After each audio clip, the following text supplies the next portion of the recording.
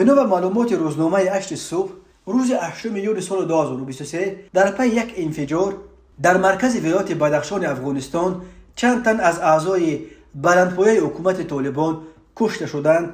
گفته می شود انفجار ساعت 2:50 در داخل مسجد نبوی در شهر فیض آباد رخ داده است. افغانستان اینترنشنال خبر داد که انفجار در مراسم فاتحه مولوی ناصر محمد احمدی معاون والی طالبان که روز سه‌شنبه در پی حمله داعش کشته شده بود به وقوع پیوست.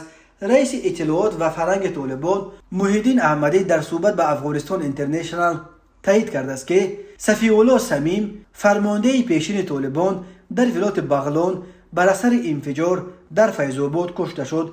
منابع 8 صبح از بیمارستان ولایتی بدخشان تصدیق کردند که تا زمان نشر گزارش 50 جسد دیگر را به علاوه جسد صمیم از مکان انفجار به بیمارخانه انتقال دادند.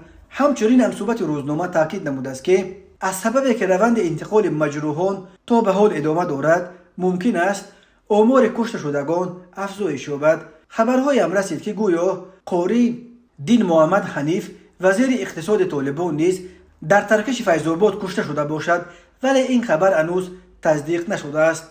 ولی گفته می شود که قاری احسان الله امام مسجد نبوی نیز کشته شده است. علاوه بر این ساکنان محلی گفتند که پس از انفجار درگیری ها میان طالبان و شخصان نامعلوم صورت گرفت که تا به حال ادامه دارد.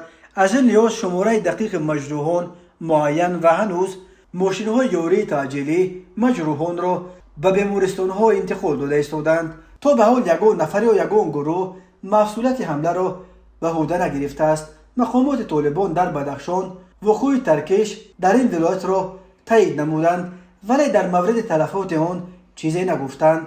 در همین حال طالبان همه نمود خدمات علاقه را در این ولایت خاموش نمودند. یادآور می‌شویم روز سه‌شنبه 6 میلیون ناصر احمد احمدی معاون والی بدخشان و راننده‌اش در یک حمله انتحاری کشته شدند.